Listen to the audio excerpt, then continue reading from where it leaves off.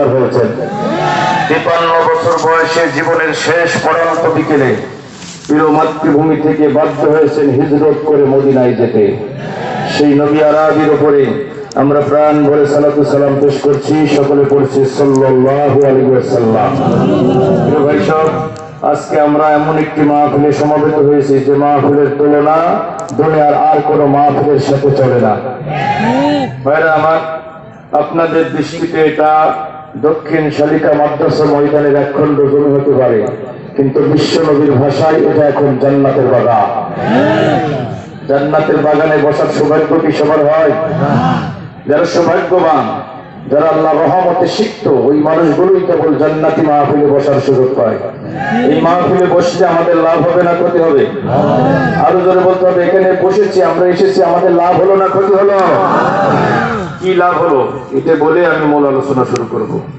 এখানে এসে আমাদের 1 নম্বর লাভ হলো, যতক্ষণ আমরা এখানে বসে কোরআন শুনবো আল্লাহ রহমতের মধ্যে থাকবো। এটা রহমতের মাহফিল, এটা গুনাহ মাফের মাহফিল, এটা জাহান্নামী মানুষ জান্নাতি মানুষ আর মাহফিল। এই মাহফিলে বসলে জীবনের গুনাহ মাফ হয়ে যায়। এই মাহফিলে বসলে জাহান্নামের দ্বার প্রান্তে দাঁড়িয়ে থাকা মানুষগুলো জান্নাতি মানুষের সাথে শামিল হয়ে যায়। কোরআনুল কারীমে আল্লাহ পাক রব্বুল আমিন বলছেন, وَإِذَا قُرِئَ الْقُرْآنُ فَاسْتَمِعُوا لَهُ وَأَنصِتُوا لَعَلَّكُمْ تُرْحَمُونَ। বলুন আল্লাহু আকবার। রব্বুল আমিন বলেন, মানুষেরা, যখন তোমাদের সম্মুখে মহাগ্রন্থ কোরআনুল কারীম থেকে আলোচনা শুরু হয়ে যাবে, তোমরা রাস্তাঘাটে বাজার ঘাটে লোকাতারি ঘোরাফেরা করতে পারবে না, বন্ধুদের সাথে নিয়ে গল্পের আড্ডায় মত্ত থাকতে পারবে না, বরং তোমরা মনোযোগ সহকারে চুপিসারে বসে বসে আমাদের কোরআনের আলোচনা শুনতে থাকবা। তোমরা যদি হৃদয়ের সত্যগুণ অনুভূতি উজাড় করে নিয়ে আমাদের কোরআনের বক্তব্য শুনতে পারো, আমি আল্লাহ পাক রব্বুল আমিন কমিটমেন্ট দিয়ে দিলাম, ওয়াদাবদ্ধ হয়ে গেলাম, প্রতিশ্রুতিবদ্ধ হয়ে গেলাম, যতক্ষণ বসে বসে কোরআন শুনবে আমি আল্লাহ আকাশের জগৎ থেকে বৃষ্টির মতো রহমতের বাড়ি ধারা তোমাদের উপরে বর্ষণ করতে থাকবো। একটু জোরে বলা যাবে কি সুবহানাল্লাহ? কোরআন শুনলে রহমত পাওয়া যাবে, গ্যারান্টি কার? আল্লাহ যে গ্যারান্টি দিয়েছে, আল্লাহ যে নিশ্চয়তা দিয়েছে, এটা কি মিথ্যা হতে পারে? আমি তো আমার ভাষায় বলি, আগামীকাল সূর্যটা পূর্ব দিগন্ত উদিত না হয়ে পশ্চিম দিগন্ত উদিত হলেও হতে পারে। বড় বড় পাহাড়গুলোর একটা পাহাড়ের উপরে আছাড় খেয়ে পড়তে পারে। উত্তাল সমুদ্রের বিমানগুলো থমকে দাঁড়িয়ে যেতে পারে। বাতাসের গতিবেগ পরিবর্তন হয়ে যেতে পারে। সিগর আইলা টর্নেডো আর ঘূর্ণিঝড়ের মাধ্যমে গোটা পৃথিবী লন্ডভন্ড হয়ে যেতে পারে। কিন্তু আমার আল্লাহকে ওয়াদা করেছি, আমার আল্লাহ যে কমিটমেন্ট দিয়েছে, আমার আল্লাহর ওয়াদা কখনো রদ্দ হতে পারে না। কথা বলুন ঠিক কিনা? ওয়াদাল্লাহি হাক্ক, আল্লাহর ওয়াদা হলো সত্য ওয়াদা। আল্লাহ বলেছে কোরআন শুনলে রহমত পাবা। চার দোকানে বন্ধুদের সাথে গল্পের আড্ডায় রহমতের নিশ্চয়তা, স্টার জলসা কিংবা জি বাংলার সামনে বসে সিরিয়াল দেখার মধ্যে রহমতের নিশ্চয়তা নাই। রহমতের গ্যারান্টি শুধুমাত্র কেবলমাত্র একমাত্র আল্লাহর কোরআনের সামনে আনার নিচে। এই জন্য যারা রাস্তাঘাটে বাজার ঘাটে আছে, অনুরোধ করছে, আসুন আমরা এই জান্নাতি মাহফিলে বসে পড়ি। কারণ আজকের মাহফিলটা আমার আপনার জীবনের শেষ মাহফিল হয়ে যেতে পারে। এমন একটা মাহফিলে আগামী দিন বসতে পারবো, গ্যারান্টি কারোর কাছে আছে? এই মাহফিলের মর্যাদার কথা। আমি যখন ওই যে রুমের ভিতরে বসেছিলাম, এই প্রতিষ্ঠানের একজন শিক্ষক আমাকে বলছিলেন যে ভাইজান, আমার খালাতো ভাই গত বছর এই মাহফিলে আসার পথে রোড অ্যাক্সিডেন্টে মারা গেছে, তার জন্য একটু দোয়া করবেন। আমি বললাম, ভাইজান কতই না সৌভাগ্যের মৃত্যু আল্লাহ তাকে দান করেছে, কতই না সৌভাগ্যের মৃত্যু। ওই আল্লাহর বান্দা কোরআন শোনার জন্য ঘর থেকে বের হয়েছিল, সিনেমা দেখার জন্য বের হয় নাই, দুনিয়ার কোন যাত্রার মঞ্চে যাওয়ার জন্য বের হয় নাই। কোরআনের মালিক কে? আরো জোরে বলতে হবে, কোরআনের মালিক কে? ব্রিটেন কিংবা আমেরিকার পক্ষ থেকে আসে নাই, দিল্লি কিংবা ওয়াশিংটনের পক্ষ থেকে আসে নাই। কোরআন নাযিল হয়েছে রাজা হিরাস সম্রাটের সম্রাট, সাগর মহাসাগর ও কায়নাতের মালিক, যার বজ্রমুখীর মধ্যে রয়েছে পোষণ সুবহানাহু ওয়া তাআলার পক্ষ থেকে কোরআন নাযিল হয়েছে। এটা কোরআনের জন্য যারা এসেছে তারা আল্লাহর জন্য এসেছে। তো কোরআন বলতেছে যারা আল্লাহর জন্য ঘর থেকে বের হয়ে আসবে, ومن يخرج من بيته مهاجرا إلى الله ورسوله ثم يدركه الموت فقد وقع أجره على الله وكان الله غفورا رحيما। আল্লাহ বলেন ওমাই ইয়াখরুজ মিন বাইতিহি মুহাজিরান, যারা আমার জন্য আমি আল্লাহর জন্য ঘর থেকে বের হবে। এখানে আমরা কার জন্য এসেছি? তো আওয়াজ দিয়ে বলেন। আল্লাহ বলছে যারা আমি আল্লাহর জন্য ঘর থেকে বের হবে, আমার রাসূলের জন্য যারা ঘর থেকে বের হবে, সুম্মা ইউদরিকুহুল মাউত, এরপরে মরে যাবে, মৃত্যুবরণ করবে। ওই মৃত্যুটার অ্যাক্সিডেন্টে হোক আর বিছানায় শুয়ে হোক, রব্বুল আলামিন বলেন যারা আমি আল্লাহর জন্য মারা যাবে, আমার দ্বীনের পথে বের হয়ে যারা মারা যাবে, আল্লাহ বলছেন ফাকাদ ওয়াকা আজরুহু আলাল্লাহ, আমার জান্নাত আমার ওই বান্দার জন্য আমি আল্লাহ ওয়াজিব করে দেব। আর জোরে বলুন সুবহানাল্লাহ। এই মাহফিলে এসে মরে গেল না, বেঁচে থাকলো না, মরে গেল না। আল্লাহর জন্য যে কাজটা হবে ওখানে বাঁচলেও লাভ, মরলেও লাভ, জিতলেও লাভ, হারলেও লাভ। কথা বলেন, আল্লাহর জন্য যে কাজ আমরা করব, জিতলেও লাভ, হারলেও লাভ, মরলেও লাভ, বাঁচলেও লাভ, হারানোর কিছুই নাই। সুতরাং আকাশের নিচে জমিনের উপরে সবচেয়ে দামি মাহফিলে আমরা আসতে পেরে খুশি না বেজা? এই মাহফিলে যারা আসতে পারলো না, এই মাহফিল যাদের পছন্দ হলো না, এই মাহফিল থেকে যারা মুখ ফিরিয়ে নিল, আল্লাহর এই কোরআন থেকে যারা দূরে থাকলো, তাদের জন্য সুসংবাদ আছে না দুঃসংবাদ? কি দুঃসংবাদ? আল্লাহ বলছেন শোনো, কোরআনের কথা ভালো লাগে না, কোরআনের মাহফিল তোমার পছন্দ হয় না, হ্যাঁ? সিনেমা হলের পারমিশন দিয়েছো সিনেমা দেখার, প্রেমিক প্রেমিকা যুগল মানে কপট কপতি একসাথে পাশাপাশি বসে সিনেমা দেখছে, সিনেমা হল ওপেন করে দিয়েছো, হাট বাজার মার্কেট শপিং মল সব ওপেন করে দিয়েছো, কোরআনের মাহফিলের নিষেধাজ্ঞা জারি করেছো, তোমার কপালে আগুন লেগেছে।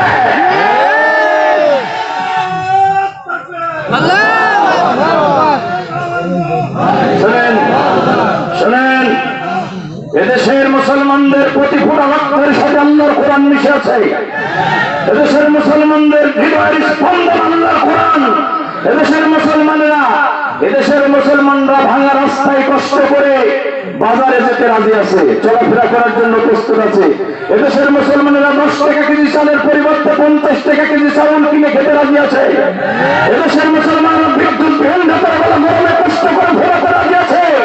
কিন্তু এদেশের মুসলমানেরা যে যে দাবি করুক না কেন, আল্লাহ কোরআনের পুরো প্রমাণ সহ্য করতে রাজি নয়।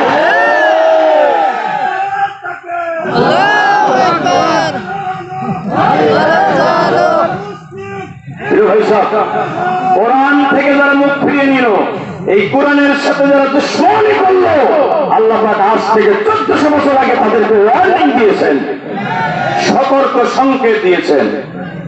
রব্বুল আমিন বলেন ومن أعرض عن ذكري فإن له معيشة ضنكا, যারা আমার এই কোরআন থেকে মুখ ফিরিয়ে নেবে, যারা আমার এই কোরআন শুনবে না, কোরআন বুঝবে না, কোরআনের সাথে যারা হৃদয়ের সম্পর্ক তৈরি করবে না, রব্বুল আমিন বলেন এই দুনিয়ার জীবনটা আমি আল্লাহ তাদের জন্য সংকীর্ণ বানিয়ে দেব,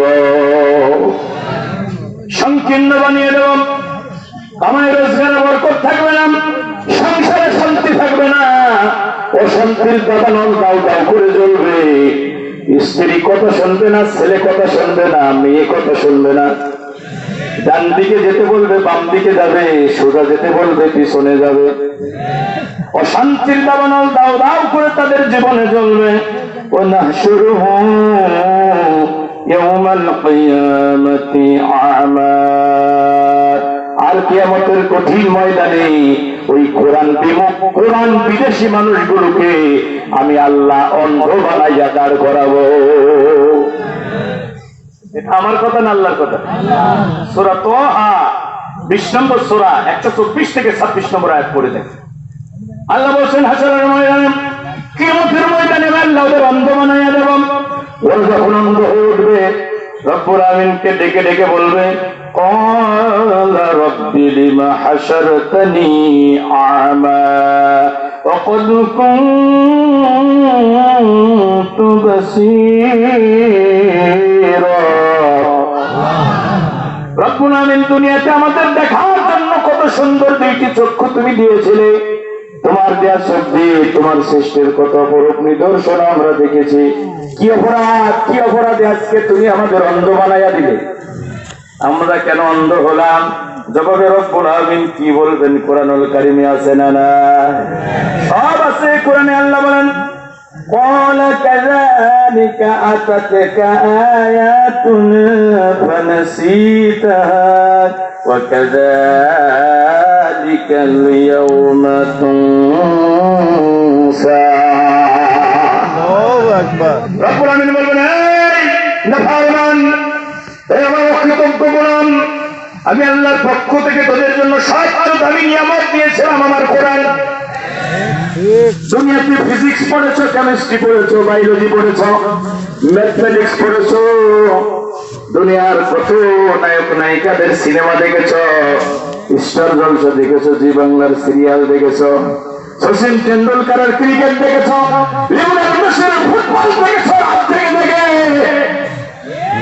রাত থেকে অনলাইনে কত সিরিয়াল তুমি দেখেছো, কত নায়িকার গান তুমি শুনেছো, নাচ তুমি দেখেছো, কিন্তু জীবনে একটাবারের জন্য আমার দেয়া চোখ দিয়ে আমার কোরআন খুলে তুমি দেখো নাই। কোরআনের মাহফিলে কোনোদিন বসে নাই, কোরআনের আলেমদের কাছে বসে কোরআন জানার চেষ্টা করো নাই। বরং কোরআনের মাহফিল দেখানো হয়েছে, ওই মাহফিল বন্ধ করার জন্য তুমি ষড়যন্ত্র করেছো। এরকম মুসলমান আছে না? না। আল্লাহ বলবেন দুনিয়াতে আমার কোরআনের সাথে বিদ্বেষ পোষণ করেছিলে, আমার কোরআনের সাথে সম্পর্ক রাখো নাই, কোরআনের মাহফিলে বসে নাই, কোরআনের আলেমদের ভালোবাসে নাই। আজকে আমি আল্লাহ দুনিয়াতে যেমনি করে আমার কোরআন তোমরা ভুলে গিয়েছিলে, আমি আল্লাহ আজকে তোমাদের চোখ দুইটা অন্ধ করে দিয়ে আমি আল্লাহ তোমাদের ভুলে গেলাম। এখন আল্লাহ যদি আমাদের ভুলে দেয় তাহলে কি আর বাঁচার কোন পথ আছে? তো জোরে বলেন না কেন? হাসরের ময়দানে কোরআন বিমুখ মানুষদেরকে আল্লাহ ভুলে যাবে আর তাদের চোখ আল্লাহ অন্ধ করে দেবে। অন্ধ মানুষ কি পুলসিরাত পার হতে পারবে? প্রত্যেককে পুলসিরাত পার হয়ে জান্নাতে যেতে আছে। হ্যাঁ, এখন তো আপনার চোখ অন্ধ, পুলসিরাত পার হয়ে আপনি যেতে না, আল্লাহ আপনাকে ভুলে গেছে, আপনার জন্য আর বাঁচার কোনো পথ নাই। এটা তো চরম মুসিবত। এই মুসিবতের ভিতরে আবার একটা মুসিবত হলো রাসূল তাদের বিরুদ্ধে আল্লাহর আদালতে মামলা দায়ের করে। আল্লাহ ভুলে গেল, রাসূলও ভুলে গেল। বাঁচাবে কে? কই আমার নেতা আছে, আমার পীর সাহেব আছে, হ্যাঁ, নেতাদের খোঁজ থাকবে? আরে জোরে বলেন না কেন? আরে আপনার নেতা তো দূরে থাকে, আপনার মা, যে মা আপনাকে 10 মাস 9 দিন গর্ভে ধারণ করেছে, বুকের দুঃখ পান করে লালন পালন করেছে, আপনার একটুখানি অসুখ হলে সারা রাত প্রদীপে শিয়রে বেঁচে থেকেছে, নিজে না খেয়ে আপনাদের খাইয়েছে। আপনার অসুখ হয়েছে, তাই আমাদের শেষদায় গিয়ে আল্লাহর কাছে ফরিয়াদ করে কেঁদেছে, আল্লাহ আমার জীবনটা নিয়ে নাও, বিনিময়ে আমার খোকার জীবন ভিক্ষা দাও। ওই মা তোমাকে ভুলে যাবে, তোমার নেতা তো দূরে থাক। يوم يفر المرء من أخيه وأمه وأبيه وصاحبته وبنيه। কার কথা? বলে বলেন না কেন? কার কথা? আমি বানিয়ে বলবো না, কোরআন থেকে বলবো। বক্তব্য যদি আমার মন গড়া কল্পনা প্রসূত হয়, চিন্তা চেতনা প্রসূত হয়, এটা শোনার দরকার নাই, মানার দরকার নাই। কিন্তু বক্তব্য যদি হয় আল্লাহ এবং রাসূলের সন্তান হবে, বান্ধব হবে, এই বক্তব্য থেকে যদি কেউ মুখ ফিরিয়ে নিয়ে বাড়ি যায়, জাহান্নামের আযাবের সুসংবাদ নিয়ে বাড়ি যাবে। বন্ধুরা আমার, আসলে মা সন্তান থেকে পলায়ন করবে, ভাই ভাইয়ের থেকে পলায়ন করবে, স্বামী স্ত্রীর থেকে পলায়ন করবে। বলবেন স্বামী স্ত্রী ভাই বোন সবাই পালিয়ে যেতে পারে, কিন্তু দুনিয়াতে আমার একটা বন্ধু ছিল যারে ছাড়া একটা দিন আমার চলতো না। অন্তত ওই বন্ধু আমারে ছেড়ে যাবে না। কি বন্ধু থাকবে বসে? কোরআনে কি বলছে আল্লাহ? ওয়ালা ইয়াসআলু হামীমুন হামীমা। বন্ধু বন্ধুর খোঁজ নেবে না, বন্ধু বন্ধুর পরিচয় নিবে না, দেবে না। ওই কঠিন সময়ে বিশ্বনবী আল্লাহ আপনাকে ভুলে গেছে, এখন রাসূল আপনার বিরুদ্ধে মামলা দায়ের করবে। আমার কথা না, কোরআনুল কারীমের 25 নম্বর সূরা ফুরকানের 30 নম্বর আয়াত যখন আমি পড়লাম, আমার শরীরের লোমকূপ গুলো খারাপ হয়ে গেল। আসরের ময়দানে আখিরাতে আদালতে বিচারক হবেন আমার আল্লাহ। কি বিচারক হবেন আল্লাহ, রাসূল হবেন উকিল, আমরা হব সবাই আসামি। আমরা সবাই আসামির কাজ করে দাঁড়াবো। বিশ্বনবী আমাদের পক্ষে শাফায়াত করবেন, ওকালতি করবেন, আমাদেরকে হাত ধরে ধরে জান্নাতে নিয়ে যাবেন। সুবহানাল্লাহ। ও ভাই, কি মুসিবত দেখেন, দুনিয়াতে আপনি মামলায় পড়েছেন, মামলা হয় না? রাজনৈতিক মামলায় পড়েছেন, পারিবারিক গ্যাঞ্জাম, সামাজিক গ্যাঞ্জাম, আপনার নামে মামলা হয়েছে, আদালতে হিয়ারিং হবে, শুনানি হবে। একটা উকিল আপনি নিয়োগ দিয়েছেন, আপনার নিয়োগকৃত উকিল আপনার পক্ষে ওকালতি না করে উল্টো ওই শুনানি কালে হিয়ারিং এর সময় জাজের কাছে, বিচারকের কাছে আপনার বিরুদ্ধে উল্টো অভিযোগ দায়ের করেছে। বলেন ওই মামলায় কি আপনি জিততে পারবেন? আপনি সত্য কপাল পোড়া আসামি, আপনার নিয়োগকৃত উকিল আপনার বিপক্ষে দাঁড়িয়েছে। এখন দুনিয়ার আদালতে আপনার উকিল আপনার পক্ষে অ্যাডভোকেসি করে নাই, ওই উকিল চেঞ্জ করে নতুন একটা উকিল আপনি নিয়োগ দিতে পারবেন। কিন্তু আখিরাতে আদালতে কি উকিল পরিবর্তন করার কোন সুযোগ আছে?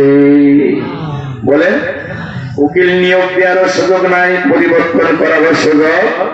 ওই দুঃসময়ে বিশ্বনবী কি করবে? আপনার উকিল যিনি আপনার পক্ষে শাফায়াত করবে, তিনি কি করবেন? আল্লাহ বলছেন, وقال الرسول يا رب إن قوم اتخذوا هذا القرآن مهجورا। বিশ্বনবী وقال الرسول, ওই দিন রাসূল বলবেন, ওই দিন মানে কোন দিন? মানে হাসরের দিন, যেদিন বিচার হবে। ওই দিন রাসূল বলবেন, ইয়া রাব্বি, হে আমার রব। বিচারককে? আল্লাহকে বলবেন, আল্লাহ আমার রব, শোনো, আমার মরণের পরে ইন্না কওমি ইত্তাখাযু হাদাল কুরআন মাহজুরা, আমার মরণের পরে আমার উম্মতেরা, এই মেহেরপুরের মানুষেরা, এই বাংলাদেশের মুসলমানেরা, এই পৃথিবীর বুকে যারা মুসলমান ছিল, যারা ইমানের দাবিতে বিশ্বাস স্থাপন করেছিল, আল্লাহ আমার মরণের পরে আমার এই উম্মতেরা কোরআনকে পরিত্যক্ত অবস্থায় রেখেছিল, মাজুর অবস্থায় রেখেছিল।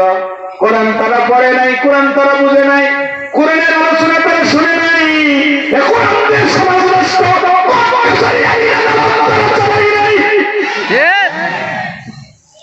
কোরআনকে বিজয়ী করার চেষ্টা করে নাই, কোরআনের পার্লামেন্ট প্রতিষ্ঠিত করার জন্য তারা আন্দোলন করে নাই। আল্লাহ বললো না, জানলো না, বুঝলো না, আবার কোরআনকে বিজয়ী করার চেষ্টা করে না, কোরআন প্রচার করলো না, কোরআনের শিক্ষা দিল না, নিজেও শিখলো না, ছেলে মেয়েকেও শিখালো না, সমাজের মানুষ শিখো এরকম একটা পরিবেশও তৈরি করলো না। বরং কোরআনের মাহফিলে 100% জারি করে লক্ষ লক্ষ মুসলমানদেরকে কোরআন শোনা থেকে বঞ্চিত করলো। আমি রাসূল তোমার আদালতে মামলা দায়ের করলাম। রাসূল যদি কারো বিরুদ্ধে মামলা করে, সে তার বাঁচার কোনো পথ আছে? ওইদিকে আল্লাহ ভুলে গেছে, আগে চোখ বন্ধ করে দিয়েছে, ভালো করে বলেন, আল্লাহ ভুলে গেছে, সম্পর্ক ছিন্ন করে দিয়েছে, চোখ বন্ধ করে দিয়েছে।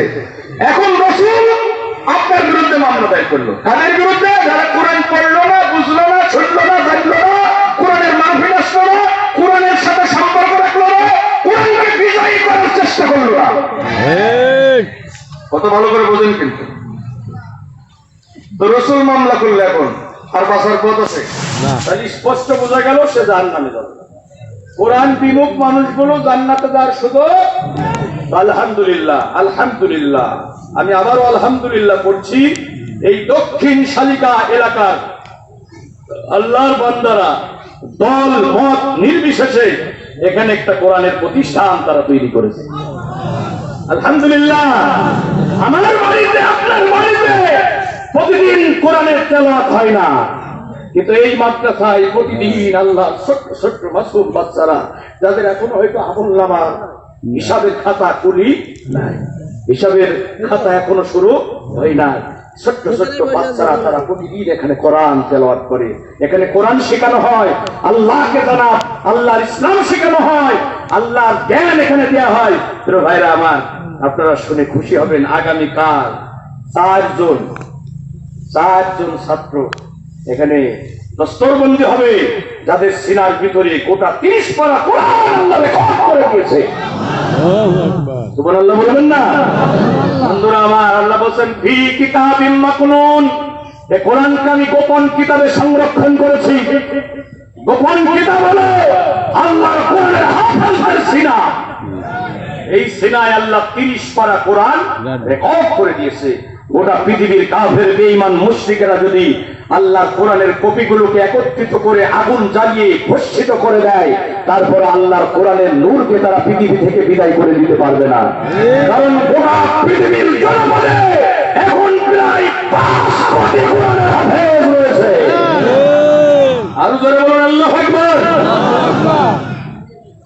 এই কোরআনের হাফেজদের সিনায় কোরআন আছে, 30 পারা কোরআন। এখন এই ছোট বাচ্চাদের যারা কোরআনের হাফেজ হলো, তাদের বুকের উপরে যদি আপনি মাইক্রোস্কোপ ধরে অনুবর্তন যন্ত্র লাগান, ওই কোরআন কি দেখা যাবে? এটা গোপন কিতাব। এটা কি গোপন কিতাব? গোপন কিতাব হলো কোরআনের হাফেজদের সিনা। আল্লাহু আকবার। এই প্রতিষ্ঠান যারা তৈরি করেছেন, এই প্রতিষ্ঠানের যাদের সাথে যারা সম্পর্ক রেখেছেন, এই প্রতিষ্ঠান পরিচালনার জন্য দিন-রাত যারা পরিশ্রম করেন, আপনারা সৌভাগ্যবান। আপনারা সৌভাগ্যবান। কারণ আমি থাকবো না, আমার সভাপতি সাহেব থাকবে না, এই প্রতিষ্ঠানের মুহাতামিম শিক্ষকরা থাকবে না, এই প্রতিষ্ঠান এখানে মাথা উঁচু করে দাঁড়িয়ে থাকবে ইনশাআল্লাহ। এখানে কোরআন তেলাওয়াত হবে, এখানে কোরআনের জ্ঞান শিক্ষা দেওয়া হবে, ইসলাম শিক্ষা দেওয়া হবে, শিরক বিদআতের শিক্ষা দেওয়া হবে, এখানে কোরআনের হাফেজ তৈরি হবে, কোরআনের আলেম বের হবে, পৃথিবীর দিক বিদিকে তারা ছড়িয়ে পড়বে, দিন-রাত তারা মানুষকে কোরআনের শিক্ষা দেবে, কোরআন প্রচার করবে, কোরআনকে বিজয়ী করার জন্য চেষ্টা করবে। এই প্রতিষ্ঠানের সাথে যারা হৃদয়ের সম্পর্ক রেখেছে, মরণের পর কবরে এসে সাপের দাঁড়িয়ে সব আমলনামায় পেয়ে যাবে। এটা এলাকাবাসীর জন্য সুখের খবর না দুঃখের খবর? অত্যন্ত সুখের খবর। এটা এলাকাবাসীর জন্য রহমত। এই প্রতিষ্ঠান কোরআনের প্রতিষ্ঠান এলাকাবাসীর জন্য নিয়ামত। আমরা প্রাণ ভরে দোয়া করছি আল্লাহ যেন এই প্রতিষ্ঠানটাকে কিয়ামত পর্যন্ত কবুল করেন। বিশ্বনবীর হাদিস, ইযা মাতাল ইনসান ইনকাতা আনহু আমালুহু, একজন মানুষ যখন মারা যাবে তার সব আমল বন্ধ হয়ে যাবে, সব আমল। সে আর নামাজ পড়তে পারবে না, রোজা রাখতে পারবে না, সে আর হজ করতে পারবে না, সে আর জিকির করতে পারবে না, 10টি টাকা আল্লাহর পথে খরচ করতে পারবে না। কবরে চলে গেছেন, যার সাথে সাথে আপনার সম্পদের মালিক আর আপনি এখন নাই, সব আপনার ছেলে মেয়েরা ভাগ বটরা করে নিয়ে যাবে। হ্যাঁ, এবার আপনি কবরে চলে গেলেন, সব বন্ধ হয়ে গেল, সম্পদ, স্ত্রী, সন্তান সব আপনাকে রেখে চলে আসলো, সাথে থাকলো শুধু আপনার আমলনামা। কি থাকলো? সবাই চলে আসলো। মরার সাথে সাথে সম্পদ আপনার থেকে আলাদা হয়ে গেল। আপনার আত্মীয় স্বজন যারা ছিল, গোসল দিয়া দাফন করাইয়া কবর পর্যন্ত গেল, কবরে নামাইয়া দিয়া দাফন শেষ, তারাও আপনার থেকে চলে আসলো, আপনি একা হয়ে গেলেন।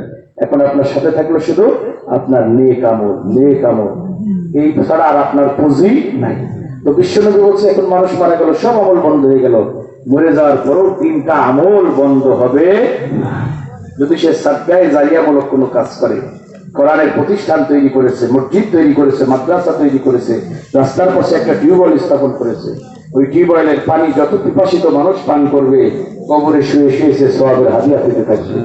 এই কোরআনের প্রতিষ্ঠানে যারা সহযোগিতা করেছে, কোরআনের প্রতিষ্ঠানের সাথে যারা সম্পর্ক রেখেছে, এখানে কোরআনের তেলাওয়াত হয়, কোরআনের হাফেজ তৈরি হয়, এখানে ইসলামের জ্ঞান শিক্ষা দেওয়া হয়। আপনি একজন ভ্যান চালক, গরিব মানুষ, সারাদিন ভ্যান চালিয়েছেন, রিক্সা চালিয়েছেন, 100 টাকা 200 টাকা ইনকাম করেছেন, চাউল ডাউল তেল লবণ কিনে আর আছে মাত্র 20 টাকা। যার পথে চিন্তা করলেন এখানে কোরআনের জ্ঞান শিক্ষা দেওয়া হয়, কোরআনের হাফেজ তৈরি করা হয়। আমি তো কপাল পড়া দুর্ভাগা, আমি কোরআন শিখতে পারি নাই। আল্লাহর কোরআনের মহব্বতে, আল্লাহর ভালোবাসা উদ্বুদ্ধ হয়ে এই প্রতিষ্ঠানে 20 টাকা আপনি দান করেছেন।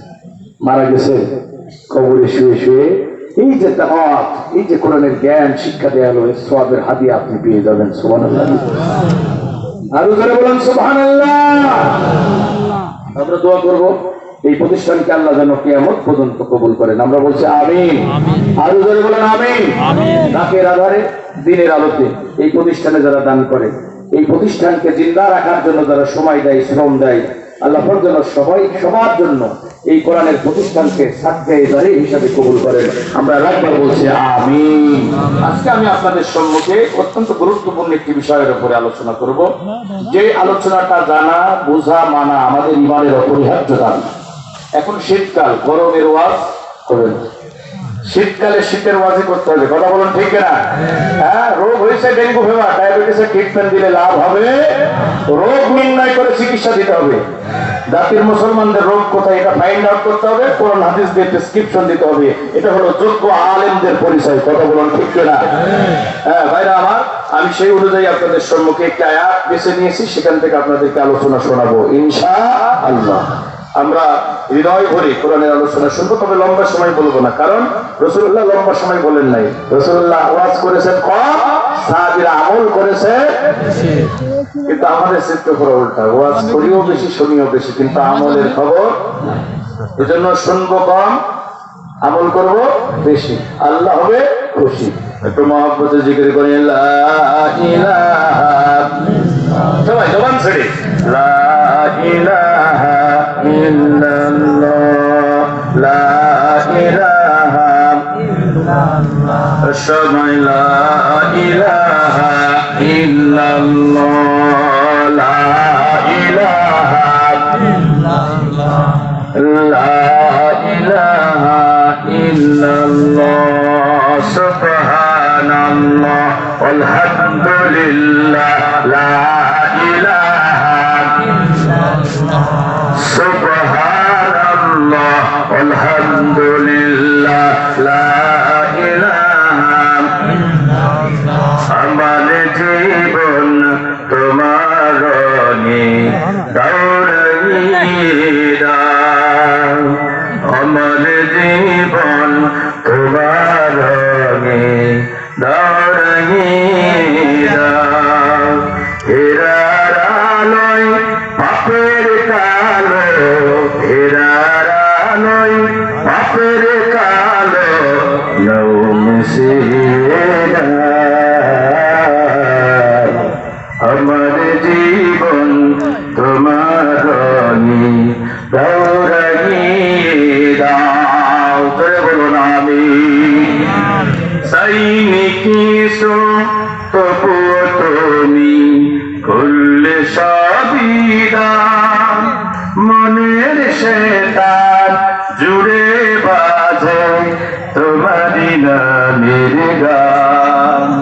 সৈনিকিসো তবুও তুমি করলে সবিদান, মনের শয়তান জুড়ে বাজে তোমারি নামের গান। সরল সঠিক পথে চলার, সরল সঠিক পথে চলার আলো তুমি দাও, হীরার আলোয় পাপের কালো, হীরার আলোয় পাপের কালো নৌমসিরা, আমার জীবন তোমার রঙে দৌড়াইয়ে দাও। বলুন আমিন। আমি আপনাদের আপনাদের সম্মুখে একটি গুরুত্বপূর্ণ বিষয় নিয়ে আজকে আলোচনা করি। রব্বুল আমিন বলছেন, সকলে পড়ুন, বিসমিল্লাহির রাহমানির রাহিম। قل إن كان آباؤكم وأبناؤكم وإخوانكم وأزواجكم وعشيرتكم وأموال اقترفتموها وتجارة تخشون كسادها ومساكن ترضونها أحب إليكم من الله ورسوله وجهاد في سبيله فتربصوا حتى يأتي الله بأمره والله لا يهدي القوم الفاسقين.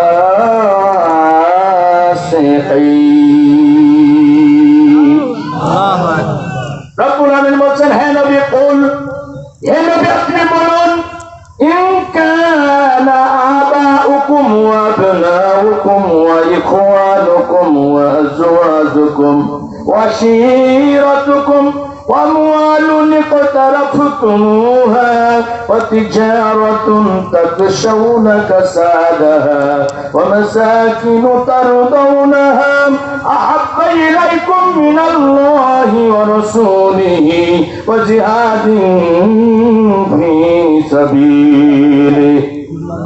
ও নবী আপনি বলুন, তোমাদের নিকট তোমাদের পিতা, ভালো করে শুনুন, তোমাদের পিতা, তোমাদের সন্তান, তোমাদের ভাই, তোমাদের স্ত্রী, তোমাদের গোষ্ঠী, তোমাদের অর্জিত ধন সম্পদ, তোমাদের ওই ব্যবসা যা তোমরা বন্ধ হয়ে যাওয়ার ভয় করো, তোমাদের ওই বাড়ি যা তোমরা অত্যাধিক পছন্দ করো, তোমাদের আল্লাহ পাক রব্বুল আমিন বলছেন, এই একটা জিনিস অপেক্ষা আল্লাহ রাসূল এবং আল্লাহর জমিনে আল্লাহর দ্বীন প্রতিষ্ঠার কাজকে যদি তোমরা বেশি ভালোবাসতে না পারো, তার মানে তোমাদের পিতা, তোমাদের সন্তান, তোমাদের ভাই, তোমাদের স্ত্রী, তোমাদের গোষ্ঠী, তোমাদের অর্জিত ধন সম্পদ, তোমাদের ব্যবসা বাণিজ্য, এই সমস্ত অপেক্ষা আমি আল্লাহ, আমার রাসূল এবং আমার জমিনে আমার কোরআনের রাজ কায়েমের আন্দোলনের কাজকে যদি বেশি ভালোবাসতে না পারো, তাহলে অপেক্ষা করো, অপেক্ষা করো আল্লাহর বিধান আসা পর্যন্ত। আল্লাহু লা ইয়াহদিল কওমাল ফাসিকিন, আল্লাহ কোন ফাসিক সম্প্রদায়কে পথ প্রদর্শন করে না। কথাকার আরো ধরে বলুন, কথাকার। তাহলে 8টা জিনিস অপেক্ষা বেশি ভালোবাসতে হবে। কয়টা জিনিসকে? 3টা। এক নম্বরে ভালোবাসবো কাকে? আল্লাহ। কথা বলতে হবে মায়ের মুসলমানেরা, সবচেয়ে বেশি ভালোবাসতে হবে কাকে? এরপরে কাকে? এক নম্বরে ভালোবাসবো আল্লাহকে, 2 নম্বরে রাসূলকে, 3 নম্বরে ভালোবাসতে হবে জিহাদ ফি সাবিলিল্লাহর কাজকে, অর্থাৎ আল্লাহর জমিনে আল্লাহ দ্বীন প্রতিষ্ঠার আন্দোলনের কাজকে ভালোবাসতে হবে। কথাকার আল্লাহ। সবার উপরে ভালোবাসা হবে, সবার উপরে ভালোবাসা হবে কার? আল্লাহ। এখন আল্লাহর ভালোবাসা কি আমাদের অন্তরে আছে? দুনিয়ার ভালোবাসা আমাদের অন্তরে জগদ্দল পাথরের মতো চেপে বসেছে। আল্লাহর ভালোবাসা এখন পিছনে চলে গেছে, দুনিয়ার ভালোবাসা এখন আমাদের সামনে চলে এসেছে। অথচ মুমিন যারা হবে, ইমানদার যারা হবে, রাসূলের আদর্শের পতাকাবাহী যারা হবে, দুনিয়াকে তারা পিছনে রাখবে, আল্লাহর ভালোবাসাকে তারা সামনে রাখবে। দেখেন আল্লাহর নবী সাহাবীরা কি দৃষ্টান্ত উপস্থাপন করলেন। বন্ধুরা আমার, বদরের ময়দানে বিশ্বনবী 313 জন মুজাহিদ নিয়ে উপস্থিত হয়েছেন। অস্ত্র-শস্ত্র ভালো নাই, প্রস্তুতি ভালো নাই, পক্ষান্তরে 1000 সশস্ত্র কাফের। আল্লাহর নবী খুব পেরেশানির মধ্যে পড়ে গেলেন, সাহাবীদের সাথে পরামর্শ করতে লাগলেন। আবু বকর, ওমর, উসমান, আলীর সাথে পরামর্শ করলেন। বন্ধুরা আমার, বিশ্বনবী সাহাবীদের সাথে পরামর্শ করছেন, খুবই চিন্তিত তিনি। হযরতে মিকদাদ ইবনে আসওয়াদ নামে একজন যুবক রাসূলের কাছে চলে আসলেন। রাসূলের ওই চিন্তাগ্রস্ত চেহারা দেখে রাসূলকে এসে বলতেছেন, ইয়া রাসূলুল্লাহ, হাবিবাল্লাহ, আপনি চিন্তা করবেন না, আপনি মন খারাপ করবেন না। আমরা তো মুসা আলাইহিস সালামের কওমের মানুষের মতো না। মুসা আলাইহিস সালামের কওমের মানুষেরা বলেছিল, ও মুসা, তুমি এবং তোমার রব কাফিরদের বিরুদ্ধে যুদ্ধের ময়দানে লড়াই করো, আমরা এখানে দাঁড়িয়ে দাঁড়িয়ে ওই লড়াইয়ের দৃশ্য অবলোকন করব। বরং আমরা আপনাকে বলবো, ইয়া রাসূলুল্লাহ, হাবিবাল্লাহ, আপনি আমাদেরকে ওই দিকে নিয়ে যান যেদিকে আপনার রব আপনাকে নির্দেশ দিয়েছে। আমরা আপনার ডানে বামে সামনে পিছনে চতুর্দিকে দাঁড়িয়ে কলিজার সবটুকু শক্তি একত্রিত করে কুফফারদের বিরুদ্ধে আপনাকে বিজয় করার জন্য লড়াই চালিয়ে যাব। আমরা ততক্ষণ পর্যন্ত জিহাদের ময়দান থেকে ফিরে আসবো না। ওগো আল্লাহর নবী, বিজয়ের মালা যতক্ষণ পর্যন্ত না আপনার গলায় আমরা পরাতে পারবো। ইয়া রাসূলুল্লাহ, হাবিবাল্লাহ, আমরা ততক্ষণ পর্যন্ত সর্বশক্তি দিয়ে লড়াই চালিয়ে যাব যতক্ষণ পর্যন্ত আমাদের চোখের পলকগুলো পড়তে থাকবে। জোরে বলুন আল্লাহু আকবার। কি ভালোবাসা রাসূলের জন্য, কি ভালোবাসা আল্লাহর জন্য। বদরের যুদ্ধে হযরত আবু বকর ইসলামের পক্ষে, আবু বকরের ছেলে আব্দুর রহমান ইসলামের বিপক্ষে। জিহাদ শেষে কোন একদিন বাপ বেটার ভিতরে আলোচনা হচ্ছে। আব্দুর রহমান বলছে, আব্বা, বদরের ময়দানে আমি তো আপনাকে অনেকবার আঘাত করার সুযোগ পেয়েছি, কিন্তু আব্বা হিসেবে আঘাত করি না, ছাড় দিয়েছি। এ কথা শোনার সাথে সাথে হযরত আবু বকর সিংহ শাবকের ন্যায় গর্জন করে উঠলেন, ও কলিজার টুকরা সন্তান, শোনো, বদরের ময়দানে অনেকবার আমাকে আঘাত করার সুযোগ পেয়েছো, কিন্তু বাপ হিসেবে ছেড়ে দিয়েছ। আল্লাহে রব্বি কাবা, আমি কাবার রবের কসম করে বলতেছি, শোনো, বদরের ময়দানে যদি একটাবার আমি তোমাকে সামনে পেয়ে যেতাম, আবু বকরের তলোয়ারের প্রথম কাজ শুরু হয়ে যেত তোমাকে দিয়ে। করতাম না। আল্লাহু আকবার। আব্দুর রহমান বিস্ময়ে হতবাক। বাবা, আমি না তোমার ওই সন্তান? একটুখানি অসুখ হলে সারা রাত প্রদীপ হয়ে শিওরে বসে থেকেছ, নিজে না খেয়ে আমারে খাইয়েছ। বদরের ময়দানে তুমি আমাকে আঘাত করতে তোমার কি মায়া লাগতো না? হযরত আবু বকর বলে, ও ছেলে, শোনো, বদরের ময়দানে তুমি তো গিয়েছিলে ইসলামের দীপশিখাকে পৃথিবীর বুক থেকে নিভিয়ে দেওয়ার জন্য, আর আমি গিয়েছিলাম ইসলামের বিজয়কে টান পৃথিবীর মিনারে মিনারে উত্তোলন করার জন্য। মানব রচিত মতাদর্শের রাজকে নস্যাৎ করে দিয়ে এই পৃথিবীর দিকে দিকে প্রান্তে প্রান্তে ইসলামের দীপশিখা চালিয়ে দেওয়ার জন্য বিশ্বনবীর নেতৃত্বে আমরা ময়দানে গিয়েছিলাম। বদরের ময়দানে আমি তোমাকে ছেলে হিসাবে মূল্যায়ন করতাম না, বদরের ময়দানে আবু বকর তোমাকে মূল্যায়ন করত। তুমি ইসলামের দুশমন, তুমি রাসূলের দুশমন, তুমি আল্লাহর দুশমন, আল্লাহর দুশমন, রাসূলের দুশমন, ইসলামের দুশমনের সাথে সিদ্দিক আকবরের কোনো সম্পর্ক থাকতে পারে না।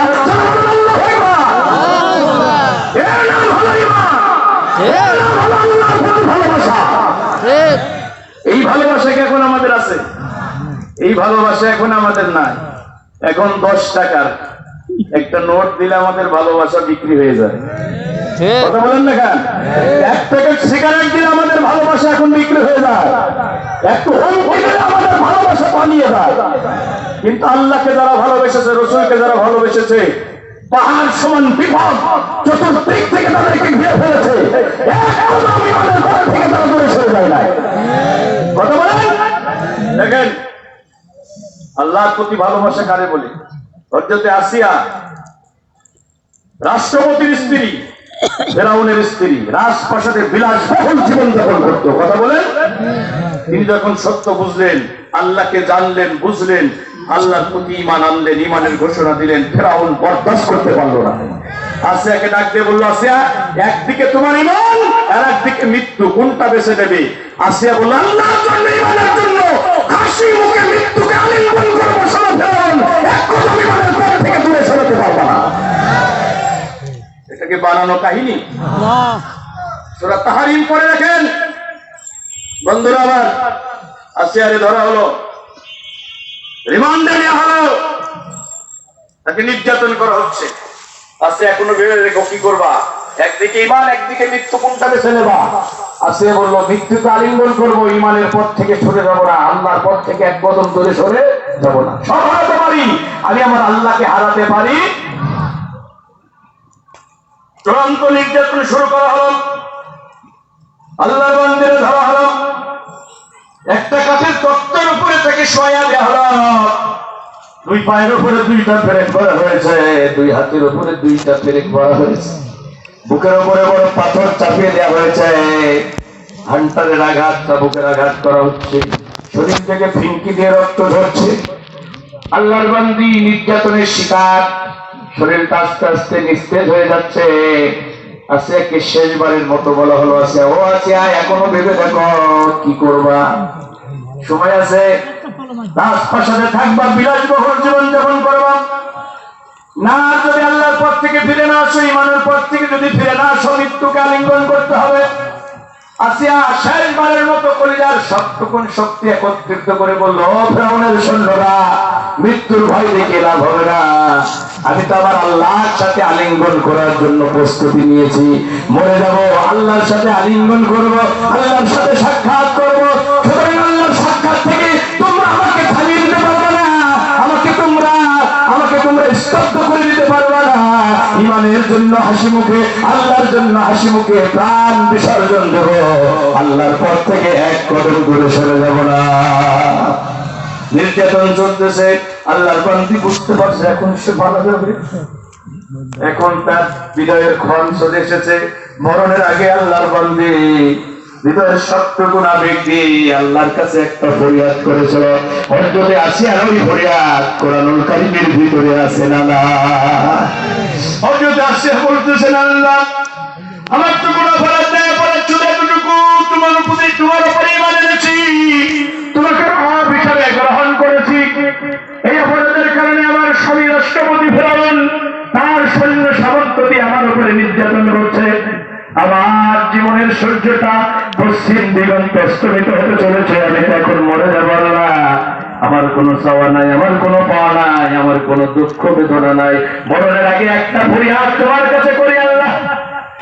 অর্জুন আছে বলছে, আল্লাহ আমার ফরিয়াদ হলো, কিন্তু قالت رب ابن لي عندك بيتا في الجنة ونجني من فرعون وعمله ونجني من القوم الظالمين।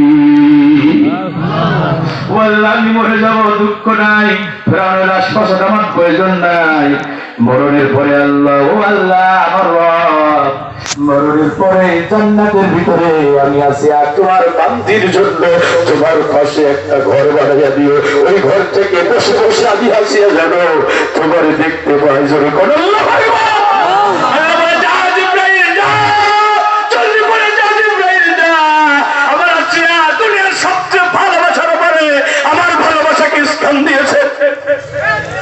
রাজপ্রাসাদের ভালোবাসা ইমানের পথ থেকে তাকে দূরে সরাতে পারে নাই, ফিরআউনের নির্যাতন ইমানের পথ থেকে তাকে দূরে সরাতে পারে নাই, আমার ভালোবাসা থেকে তাকে দূরে সরাতে পারে নাই। যা জিবরাইল যা, আমার আসমানকে সুসংবাদ দিয়ে দে, যা জিবরাইল যা, আসে আর ফরিয়াদ আমি আল্লাহ কবুল করে নিলাম, আমি আছি আর ফরিয়াদ শুধু কবুল করলাম না, দরাবাল্লাহু মাসালাল লিল্লাযীনা আমানু ইমরাআত ফিরআউন, তাম দুনিয়ার ইমানদার মহিলাদের জন্য, তাম দুনিয়ার বিশ্বাসী মহিলাদের জন্য আমি ফিরআউনের স্ত্রী আসিয়াকে আদর্শ বানাইয়া দিলাম। আরো জোরে বলুন আল্লাহু আকবার। সুতরাং আমাদের মৃত্যুর ভয় দেখিয়ে থামিয়ে দিতে পারবো না, আমাদের অন্তরে আল্লাহর প্রতি যে ভালোবাসা তৈরি হয়েছে, আল্লাহ রাসূলের প্রতি যে প্রেম জন্ম নিয়েছে, আল্লাহ দিনের প্রতি যে মহব্বত তৈরি হয়েছে, মাসিনের গোলা গোলা দিয়ে ফাঁসির মঞ্চে সরিয়ে কলিজার ফোঁটা ফোঁটা বিন্দু রক্ত সরিয়ে ইমানের পথ থেকে কোনো কুফরি শক্তি আমাদের এক কদম করে সরাতে পারি নাই, ভবিষ্যতেও পারবে না।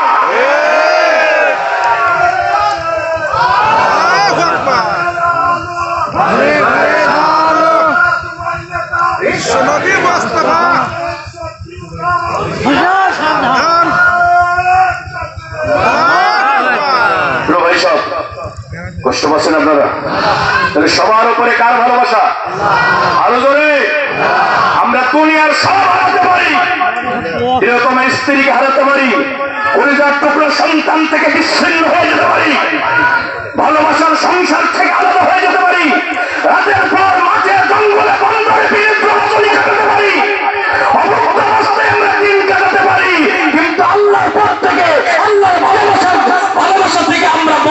হতে পারি না। কথা বলে, তাহলে সবার উপরে ভালোবাসা কার? এরপরে এরপরে এরপরে রসুলকে ভালোবাসতে হবে। সবার উপরে আল্লাহ, তারপরে রসুলের প্রতি ভালোবাসা থাকবে। রসুলের প্রতি ভালোবাসা আমাদের ঘাটতি নাই, আছে নাকি? আছে নাই। আমাদের বাংলাদেশে দেখি যখন রবিউল আল মাস আছে, মসজিদে মসজিদে সিরাত মাহফিল, ঈদে মিলাদুন নবী উদযাপন হয়। মিলাদ পরে চোখের পানি ছেড়ে কাঁদে আর মিষ্টি বিতরণ করে, খিচুড়ি রান্না করে খায়, জিলাপি খায়, আছে না নাই? আপনাদের মেহেরপুরে মনে হয় নাই, জোরে বলেন না কেন? রবিউল আল মাস আসলে সিরাত মাহফিল বাস্তবায়নের জন্য উৎসব শুরু হয়ে যায়। ঈদে মিলাদুন নবী, হ্যাঁ, কান্দে কান্দে জিলেপি খাই আর কান্দে, হ্যাঁ, বুঝাই যে আমি রসুলের কত বড় আশিক, আমি রসুলকে কত ভালোবাসি। কথা বলেন না কেন? আর অথচ রসুলকে যখন নাস্তিক মুরতাদেরা গালি দেয় তখন মসজিদ থেকে বের হয় না। বুঝেন তো দিনকাল খুব খারাপ, হিসাব করে কথা বলতে হবে, আছে না নাই? আরে জোরে বলেন, আছে না নাই? হ্যাঁ, খাওয়ার পরে মিষ্টি খাওয়া সুন্নত, এই সুন্নত পালন করে রসুলকে ভালোবাসতে চায়। হ্যাঁ, লাউ খাওয়া সুন্নত, এই সুন্নত পালন করে রসুলকে ভালোবাসতে চায়। এটা রসুলের সুন্নত, আমি নেগলেক্ট করছি না, অবহেলা করছি না। অবশ্যই এই সুন্নাতকে আপনারা ভালোবাসবেন। তো রসুল্লাহ লাউ খেয়েছেন, মিষ্টি খেয়েছেন, রসুল্লাহ ইসলামের জন্য জেলখানার অন্ধ প্রকাশ্যে বন্দী মানবতার জীবন যাপন করেছেন। রসুল্লাহ ইসলামের জন্য বদর, উহুদ, তাবুক, খন্দকের ময়দানে কুফফারদের মোকাবেলা করেছেন। তারপর মাটিতে ইসলামের জন্য রসুলের বুকের রক্ত রক্ত ঝরেছে, খন্দক, উহুদের ময়দানে কান্দার মামলা শহীদ হয়েছে। এই সুন্নাত আমাদেরকে মনে রাখতে হবে। ভাইরা আমার, রবিউল আউয়াল মাস আসলে কি ভালোবাসা! রবিউল আউয়াল তোমার নামে গাই, রবিউল আউয়াল গেলে তোমায় ভুলে যায়। তোমার নামে মিলাদ পড়ি, তোমার নামে গড়াগড়ি, তোমার নামে মিলাদ পড়ি, তোমার নামে গড়াগড়ি। মুখে বলি ভালোবাসি, মুখে বলি ভালোবাসি, অন্তরেতে নয়। রবিউল আউয়াল এলে তোমায় ভুলে যায়। ভাইরা আমার, আমরা কি রসুলকে শুধু রবিউল আউয়াল মাসে ভালোবাসবো? জীবনের শেষ নিঃশ্বাস থাকা পর্যন্ত রসুলের প্রতি উম্মতের ভালোবাসা থাকতে হবে, মহব্বত থাকতে হবে। রসুলের অপমানে তোমার হৃদয়ে আগুন জ্বলতে হবে, পারদের মতো জ্বলতে হবে, সিংহ শাবকের ন্যায় গর্জন দিতে হবে, জানিয়ে দিতে হবে তুমি আমাকে গালি দাও, আমার বাবাকে গালি দাও, আমার মাকে গালিয়ে দাও, আমার নেতাকে গালি দাও, আমি মেনে নেব। কিন্তু বিশাল আকাশ, বিস্তীর্ণ জমিন, আল্লাহ পাক রব্বুল আলামিন যে নবীর নাম উচ্চারণ করেছেন, সেই নবীর নামে ব্যঙ্গাত্মক কথা বললে তোমার জিহ্বা টেনে ছুঁড়ে কুত্তার সামনে ফেলে দেওয়া হবে।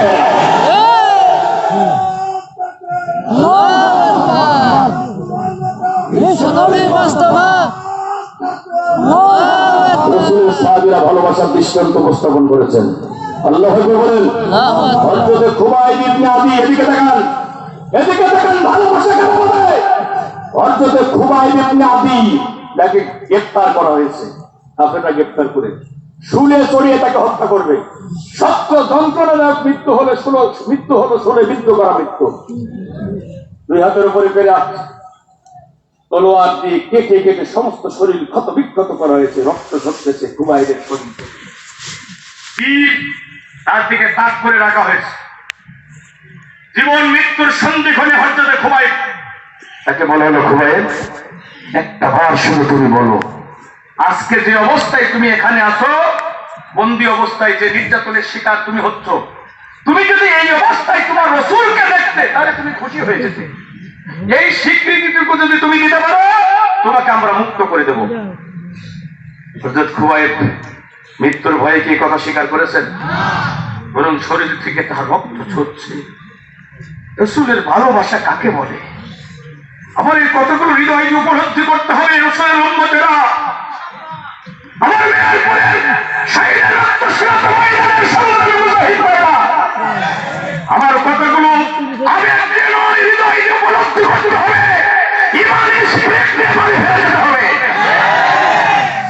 রসুলের ভালোবাসা কাকে বলে? তারও তো স্ত্রী ছিল, তারও তো সুন্দর সাজানো সংসার ছিল।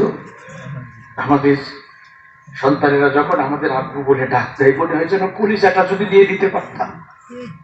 খুবাইবেরও তো সন্তান ছিল, স্ত্রী ছিল, সংসার ছিল। তিনি এতটুকু স্বীকৃতি দিয়ে তো মুক্তি নিয়ে বাড়ি যেতে পারতেন, স্ত্রীর কোলে মাথা রেখে আরাম করে ঘুমাতে পারতেন, সন্তানকে কোলে নিয়ে চুমা দিতে পারতেন, আব্বু ডাক শুনে কলিজা শীতল করতে পারতেন। কিন্তু যখনই তাকে বলা হলো, খুবাইব ইবনে আদি, তুমি বলো যে অবস্থায় তুমি আছো এখানে, যদি তোমার রাসূলকে অবস্থায় দেখতে তুমি খুশি হয়ে যাবে, তোমাকে ছেড়ে দেওয়া হবে, মুক্ত করে দেওয়া হবে। আহত শরীর রক্ত ঝরছে, শরীর থেকে রক্ত ঝরছে, ক্ষত বিক্ষত শরীর, ক্লান্ত পরিশ্রান্ত, মৃত্যুর মুখোমুখি দাঁড়িয়ে আল্লাহর দ্বীনের মুজাহিদ, রাসূলের আশিক, সিংহ শাবকের ন্যায় বর্জন করে উঠলেন। আমি খুবাইব এখান থেকে মুক্তি নিয়ে বাড়িতে গিয়ে আমার স্ত্রী সন্তানের সাথে সুখের সাথে সংসার করবো, দিনাতিবাদ করবো, আর তোমরা আমার কলিজার নবী, আমার মহাব্বতের নবীকে এখানে বন্দি করে তার শরীর থেকে রক্ত ঝরাবা, তাকে তোমরা নির্যাতন করবো, সমকে ফেলবো। আমি খুবাইব বেঁচে থাকবো, আর আমার চোখের সামনে বিশ্ব নবীর শরীরে যদি তোমরা একটা কবরে লাগাও, একটা তীরে লাগাও, একটা পয়সায় রাখতে চাও, আর রাসূলের শরীরে যদি একটা ফুলের পোকা দেওয়ার চেষ্টা করো, আমি খুবাইব জাহান্নামে মান করে দেবো, তোমাদের শরীরে টুকরা টুকরা করে ফেলবো।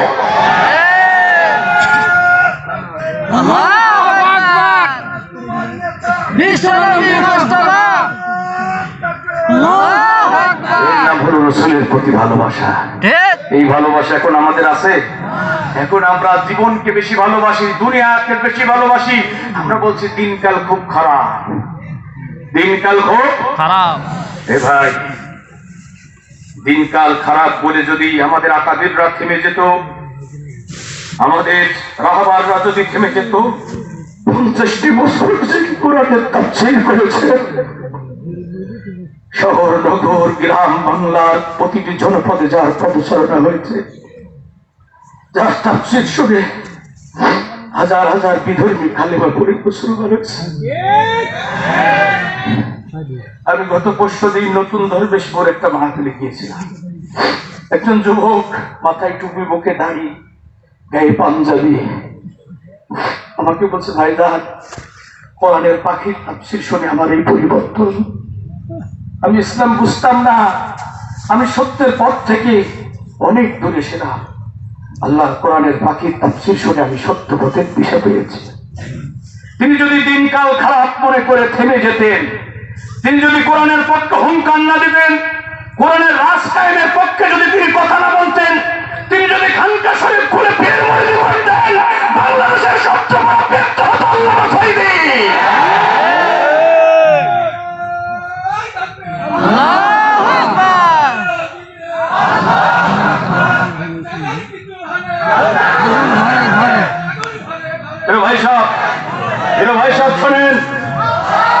ভাই সব শোনেন, 82 বছর বয়স, আমি চুয়াডাঙ্গা স্টেশনে দাঁড়িয়ে আছি, রাত 12টার পরে। ঠান্ডা একটা বাতাস আসলো, আমার শরীরের আমার হাত পাগুলো ঠান্ডা হয়ে গেল। আমার কাছে মনে হলো 82 বছর বয়স, একা চলতে পারে না, একা চলতে কি কষ্ট তিনি করতেছেন।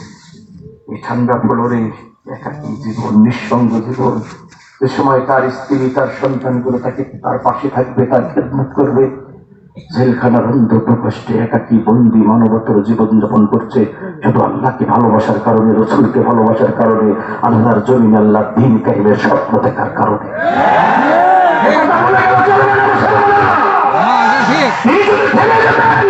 তিনি যদি তার কণ্ঠকে স্তব্ধ করে দিতেন, কেউ তাকে মারতেও না, ধরতেও না। তিনি ঘোষণা দিয়েছিলেন, জমিন আল্লাহ, আইন চলবে আল্লাহ, যতদিন পর্যন্ত আল্লাহর জমিনে কোরআনের রাজ কায়েম না হবে, কেউ আমাদেরকে মামলা হামলা, জেল জরিমানা দিয়ে থামিয়ে দিতে পারবে না। তিনি হাসি মুখে জেলখানাকে বেছে নিয়েছেন, বাতিলের সাথে আপোষ করে। একটা মামলাই খুব পায়, মামলা হইও নাই, মামলা ভয় দেখা দিচ্ছে, সব ঠান্ডা হয়ে গেছে। কিন্তু কোরআনের যারা নির্ভীক সৈনিক তারা কখনো থেমে যেতে পারে, তারা ফাঁসির মঞ্চে দাঁড়িয়ে হাসতে হাসতে জীবনের জয় গান গাইবে, কিন্তু বাতিলের কাছে মাথা নত করবে না। এটাই হলো ইসলামের ইতিহাস, এটাই হলো ঈমান। রাসূলের রক্তের চেয়ে আমাদের রক্তের দাম কি বেশি? আমার স্যারের রক্তের দাম কি রসুলের রক্তের চেয়ে বেশি? একজন সাহাবী রক্তের চেয়ে কি আমাদের রক্তের দাম বেশি? ইসলামের জন্য তোমার রসুলের রক্ত ধরি নাই? ইতিহাস ভুলে গেছো, তাইতে তোমার রসুলের রক্ত ধরে নাই? উম্মে সালমা বলছেন, হুজুর আমার উরুর উপরে মাথা রেখে আরাম করতেছিলেন। আমি তো এইগুলো আপনাদেরকে কানের সুখ দেওয়ার জন্য শোনাই না, এগুলো শোনাই যে আবার তো তোমাদেরকে বুকে ধারণ করতে হবে। এই আমাদের যে কোরআনের ময়দানে তোমাদেরকে দাঁড়াতে হবে, ওই মরে যাবো, নাহলে ইমান নিয়ে বেঁচে থাকবো। উম্মে সালমা বলছেন হুজুর উপরে আমার উরুর উপরে মাথা রেখে আরাম করছে। আমি তেল মালিশ করে দিতেছিলাম আমার রসুলের গায়ে, দেখলাম ছোট ছোট দাগ। আমি বললাম, ইয়া রাসূলুল্লাহ, হাবিবাল্লাহ, আপনার গায়ে কি বসন্ত হয়েছে? এই কালো দাগগুলো কোথা থেকে আসলো? বিশ্বনবী বলছেন, উম্মে সালমা, বসন্ত নামক কোন ব্যাধি জীবনে কোনোদিন আমার আক্রান্ত করে নাই। ওই তাইফের মানুষের কাছে আমি যখন তাওহীদের দাওয়াত নিয়ে গিয়েছিলাম, তাইফের মানুষগুলো দাওয়াত কবুল করলো না। দুঃখ পরাক্রান্ত হৃদয় নিয়ে আমি আমার জায়েদকে সাথে নিয়ে ফিরতেছিলাম, ওরা আমাকে এমনি ফিরতে দিল না।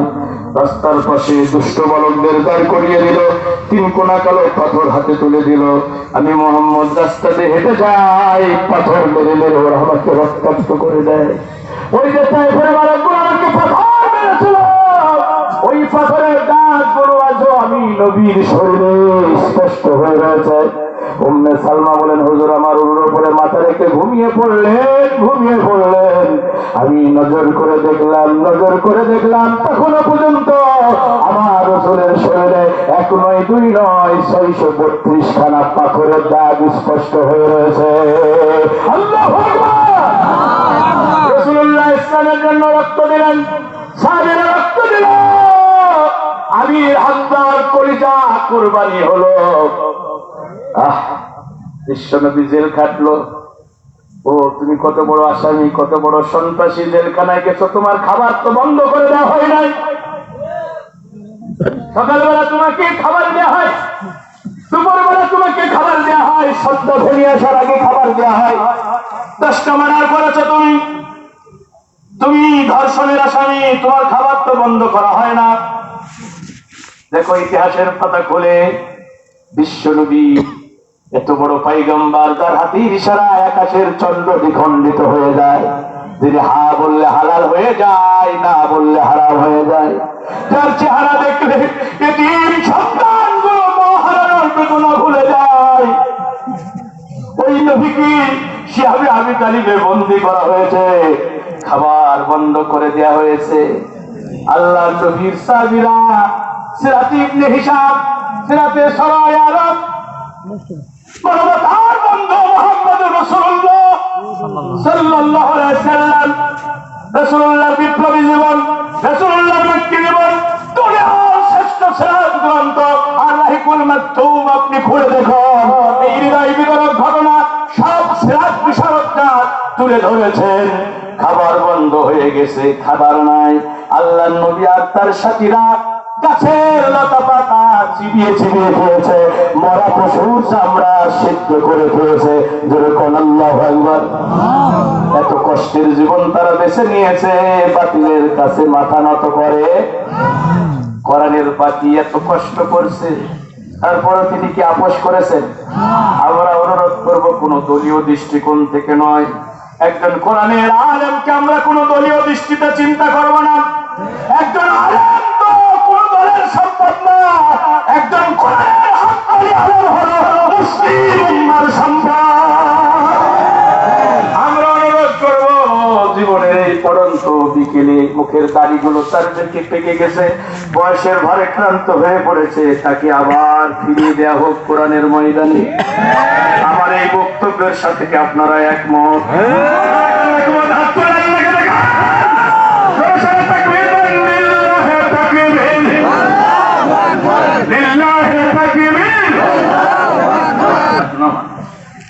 দিতাম আল কোরআনের ওই পাখিটারে দেখো না কাসায়ার বন্দি করে আল কোরআনের ওই পাখিটারে দেখো না কাসায়ার বন্দি করে গাইতে আবার দাও কোরআনের গান গাইতে আবার দাও কোরআনের গান লাখো জন তার মাঝে মধুর সুরে আল কোরআনের ওই পাখিটারে দেখো না কাসায়ার বন্দি করে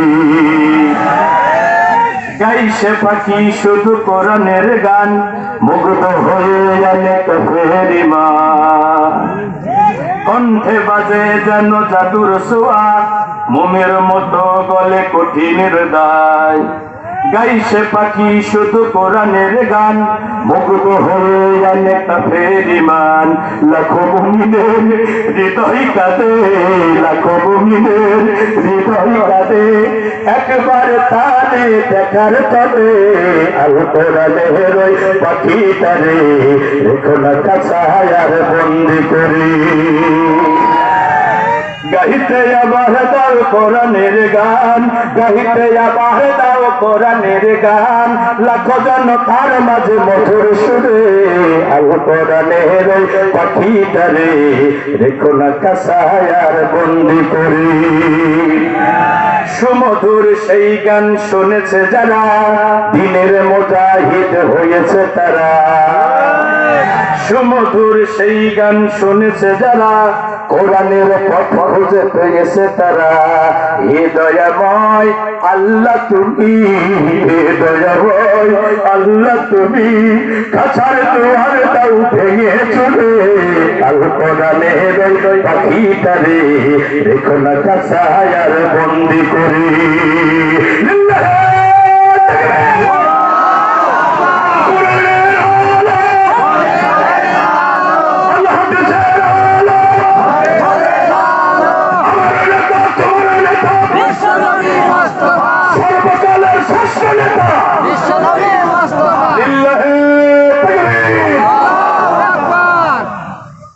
আমি যে কথা বলতেছিলাম আমি একটু আবেগপ্রবণ হয়ে গেছিলাম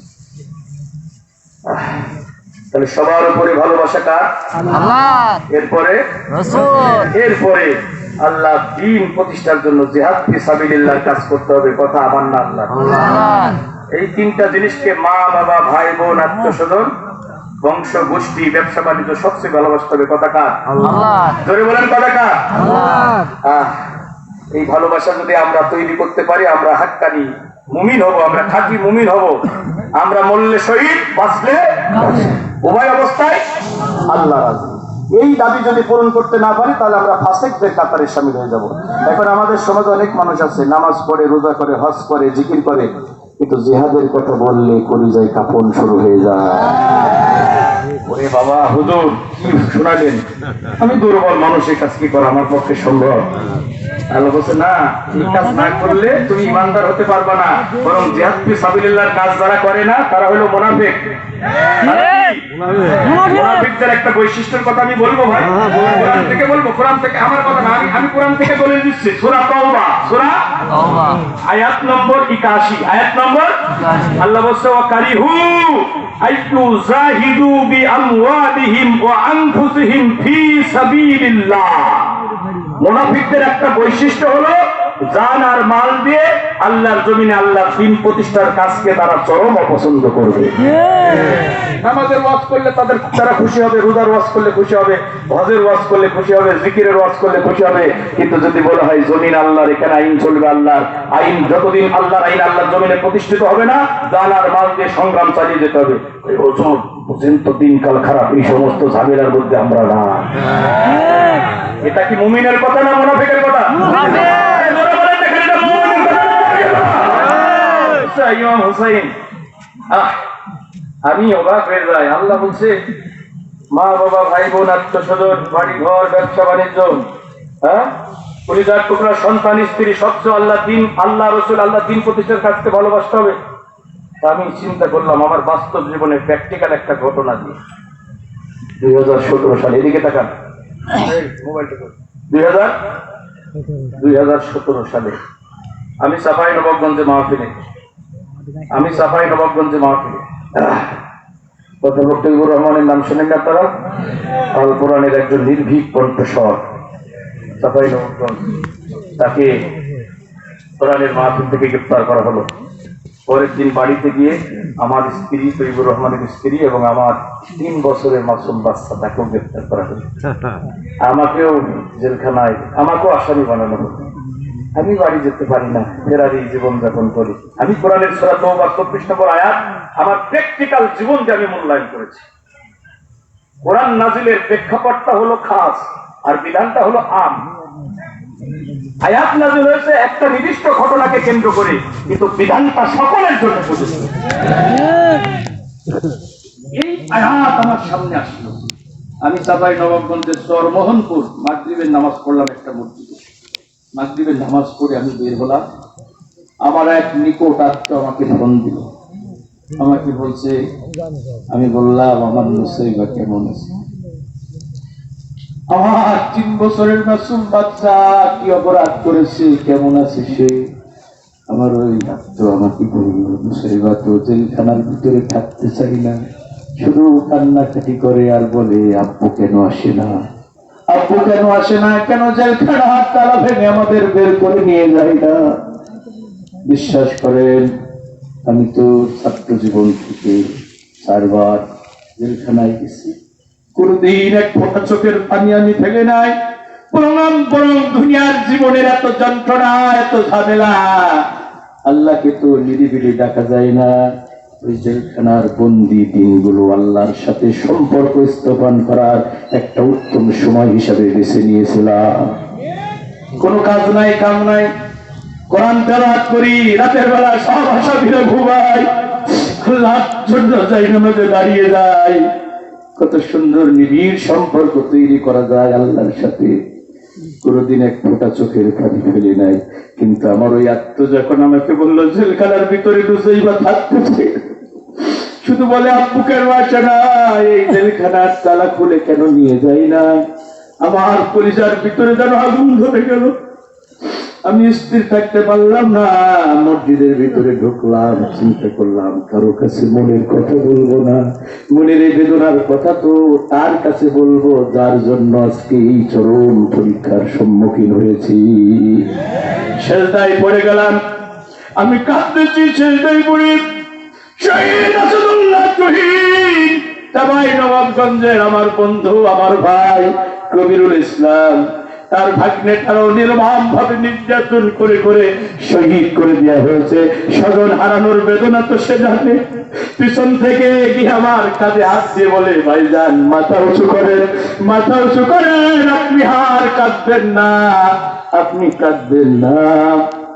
ও ভাই, আপনি তো ওই রকম পরিস্থিতির সম্মুখীন হন নাই যে পরিস্থিতির সম্মুখীন হয়েছিল বিশ্বনবীর কলিজার টুকরা দহিত্র, বিশ্বনবীর আদরের দহিত্র ইমাম হুসাইন কারবালার ময়দানে যে কঠিন পরীক্ষার সম্মুখীন হয়েছিল, আপনি তো এরকম পরীক্ষার সম্মুখীন হন নাই। মাথা উঁচু করুন, চোখের পানি মুছে ফেলো।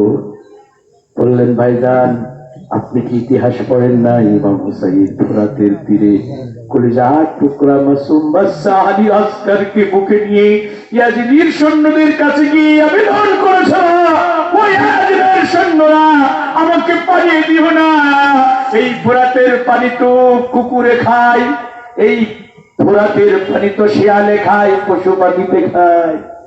বিশাল আকাশ, বিস্তীর্ণ জমিন, কোরআন নক্ষত্র তারকারা, জি আমার আল্লাহ আমার নানার নাম উৎসর্গ করে দিয়েছে, আমাকে পানি দিও না, আমার আলী আসগরের জন্য 1 বছর পানি দাও। ওরা পানি দিল না, বিষাক্ত তীর ছুড়ে মারলো, আলী আসগরের বক্ষ ভেদ করে কলিজাটা তীর্ণ বিদীর্ণ হয়ে গেল। ইমাম হুসাইনের মুখের উপরে কলিজার টুকরা নয়নের পুতুলি আলী আসগর শাহাদাতের শরবত পান করেছে। রক্তমাখা শহীদ শিশুর লাশ মুখে দিয়ে ইমাম হুসাইন তাঁবুতে ফিরে গেছে, ইয়াজিদের কাছে মাথা নত করে। সুতরাং চোখের পানি মুছে ফেলুন, মাথা উঁচু করুন। কোরআনের আয়াত আমার মনে পড়ে গেল, ও কাইয়িম মিন নাবিয়্যিন ক্বাতালা له ربيون كثير فلا وهنوا لما صابهم في سبيل الله وما ضعفوا وما استكانوا والله يحب الصابرين الله أكبر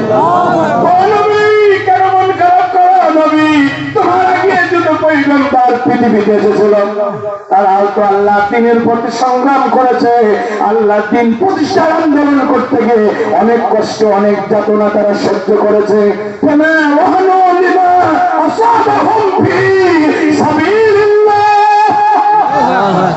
আল্লাহ দিনের প্রতি তারা নির্যাতিত হয়েছে, ঘর ছাড়া হয়েছে, বাড়ি ছাড়া হয়েছে, বিছানায় আরাম করে ঘুমাতে পারি নাই। স্ত্রী ভাত রান্না করে তরকারি রেডি করেছে, খাবারের প্লেট ফেলে রেখে পালাতে হয়েছে। কত কষ্ট যতটা করে সহ্য করেছি।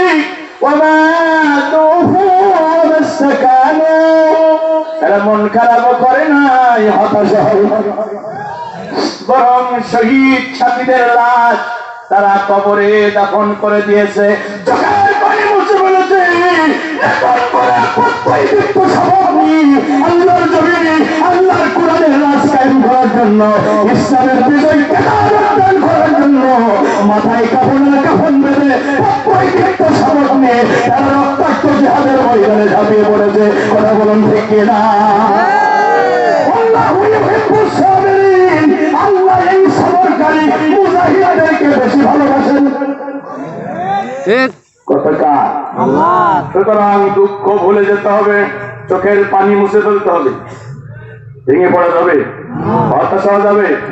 দুঃখে পড়ে না ভেঙে যে বীর পুরুষ, বাধার পাশের দিকে হয় না বেহোশ, যেমন মানুষ কই বীর মুজাহিদ, দুর্জয় দুঃখে সুখে তাকে খুঁজিয়া, তাকে খুঁজিয়া, তাকে খুঁজিয়া।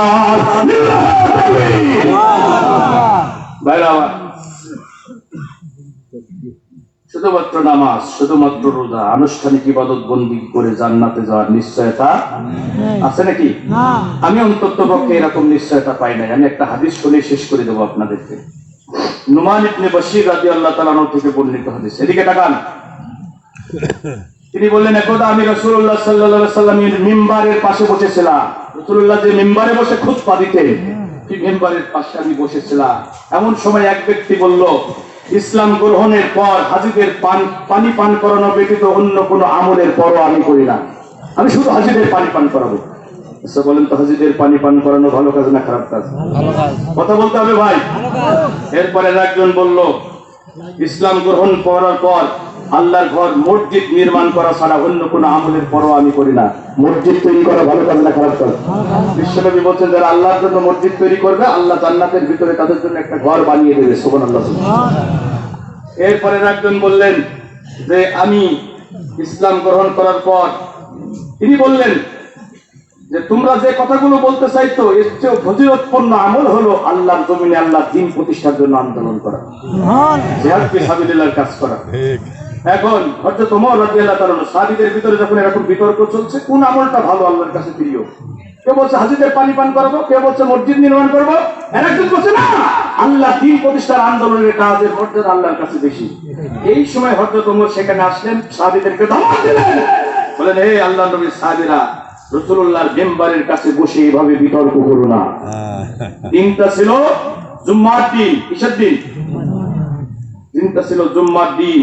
ওমর রাদিয়াল্লাহু তাআলা বললেন, তোমরা যে বিষয় নিয়ে বিতর্ক করছো, আমি এই বিষয়ে আল্লাহ রাসূলের কাছে জুম্মার সালাতের পরে গিয়ে জিজ্ঞাসা করব। তোমরা যে বিতর্ক করছো যে হাজীদের পানি পান করানো এটা উত্তম কাজ, মসজিদ নির্মাণ করা উত্তম কাজ, এর চেয়ে আর ভালো কাজ নাই, তোমরা যে বিতর্ক করছো এইটা নিয়ে আমি রাসূলুল্লাহর কাছে গিয়ে এইটা নিয়ে আমি আলোচনা করব। ভাইরা আমার, এমন সময় আল্লাহ পাক রব্বুল আমিন কোরআনুল কারীমে আয়াত নাযিল করলেন। আল্লাহু আকবার বলেন। আমার কথা না কোরআনের কথা? কোরআনের কথা সত্য না মিথ্যা? উলামা হযরত এসেছেন, কোরআনের কথা যদি সত্য হয় সামি'না ওয়া আতা'না, শুনলাম মেনে নিলাম। এবার আল্লাহ আয়াত নাযিল করে দিলেন, أجعلتم سقاية الحاج وعمارة المسجد الحرام كمن آمن بالله واليوم الآخر وجاهد في سبيل الله لا يستوون عند الله والله لا يهدي القوم الظالمين جربنا الله أكبر হজের মৌসুমে হাজিদের পানি পান করাবেন আর যারা মসজিদে হারামের খেদমত করবেন। মসজিদে হারাম তো ওই মসজিদ যেখানে 1 রাকাত নামাজ পড়লে 1 লক্ষ রাকাত নামাজের সওয়াব পাওয়া যায়। সুবহানাল্লাহ বলবেন না? ওখানে যেতে মন চাই কিনা? চাই। মন আমার কাদরে আমার কাদরে যেতে সোনার মদিনা। সবাই মন আমার কাদরে প্রাণ আমার কাদরে যেতে সোনার মদিনা। যে মদিনা ধন্য হলো পেয়ে তব ঠিকানা। মন আমার কাদরে প্রাণ আমার কাদরে যেতে সোনার মদিনা। মরণের আগে আমাদের রব যেন একটা বারের জন্য বিশ্ব নবীর মদিনাতুল মুনাওয়ারায় কবুল করে নেন। আমরা বলছি আমিন। আল্লাহর ঘরে মেহমান হওয়ার সৌভাগ্য আমাদের নসিব করেন। আমিন। আরো জোরে বলেন আমিন। এখন আল্লাহ বলছেন হাজীদের যারা হজের মৌসুমে পানি পান করাবে আর মসজিদে হারামের যারা রক্ষণাবেক্ষণ করবে, পক্ষান্তরে যারা আল্লাহর প্রতি মানবে, আখিরাতে বিশ্বাস করবে আর আল্লাহর জমিনে আল্লাহর দ্বীন প্রতিষ্ঠার জন্য জিহাদ ফি সাবিলিল্লাহর কাজ করবে, লা ইয়াস্তাউনা ইনদাল্লাহ, তারা কখনো আল্লাহর কাছে মর্যাদায় সমান হতে পারে না। আর জোরে বলুন আল্লাহু আকবার। মর্যাদা কাদের বেশি? আল্লাযীনা আমানু ওয়া হাজারু ওয়া জাহাদু ফি সাবিলিল্লাহি বিআমওয়ালিহিম ওয়া আনফুসিহিম يبشرهم ربهم برحمة منه ورضوان وجنات لهم فيها نعيم مقيم. أرجو الله أكبر. الذين آمنوا وهاجروا وجاهدوا في سبيل الله بأموالهم وأنفسهم أعظم درجة عند الله. আমার দ্বীনের জন্য ঘর ছেড়েছে, বাড়ি ছেড়েছে, জান আর মাল দিয়ে আমার জমিনে আবার দ্বীন কায়েমের জন্য আন্দোলন করেছে, এই মানুষগুলোর মর্যাদা আমি আল্লাহর কাছে সবচেয়ে বেশি। আরো জোরে বলবেন না? সমাধান দিলেন কে? আপনারা বিতর্ক করছেন, এই বিতর্কের সমাধান দিলেন কে? তাহলে মসজিদে হারামের খেদমত করা, হাজীদের পানি পান করানো, এর চেয়েও আল্লাহর দ্বীন প্রতিষ্ঠার কাজের গুরুত্ব বেশি না কম? বেশি। বরং বন্ধু, তোমার সন্তান অসুস্থ হলে তুমি পাগল হয়ে যাও, কোন ডাক্তারের কাছে গেলে ছেলের অসুখ ভালো হবে? ডাক্তার বলেছে দেশে হবে না, দেশের বাইরে যেতে হবে, 10 কাঠা জমি আছে, আমার মনে হয় বাবা ভিটে বাড়ি বিক্রি করে সন্তানকে ভালো করার জন্য চেষ্টা করবে। কথা বলুন ঠিক কিনা?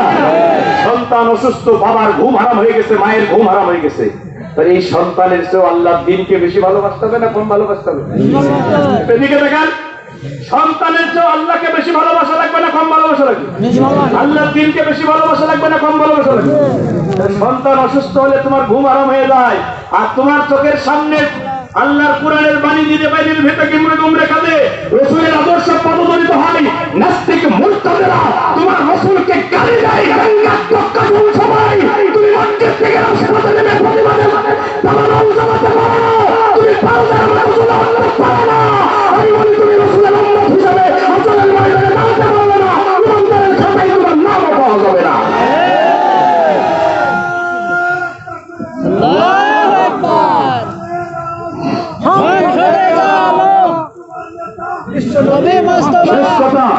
শেষ কথা আমাদের বক্তব্য একটাই, আমরা বাড়ি ঘর স্ত্রী সন্তান ব্যবসা বাণিজ্য সবচেয়ে বেশি ভালোবাসিব কাকে?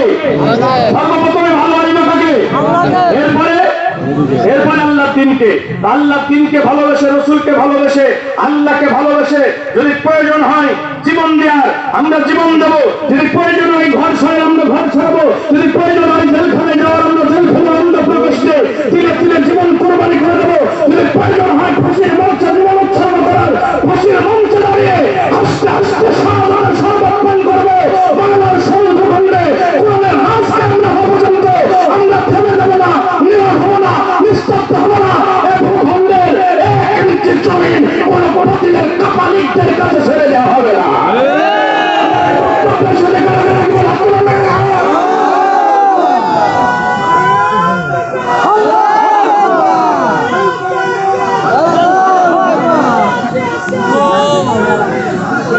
আল্লাহ আমাদের কবুল করুন, আমরা বলছি আমিন।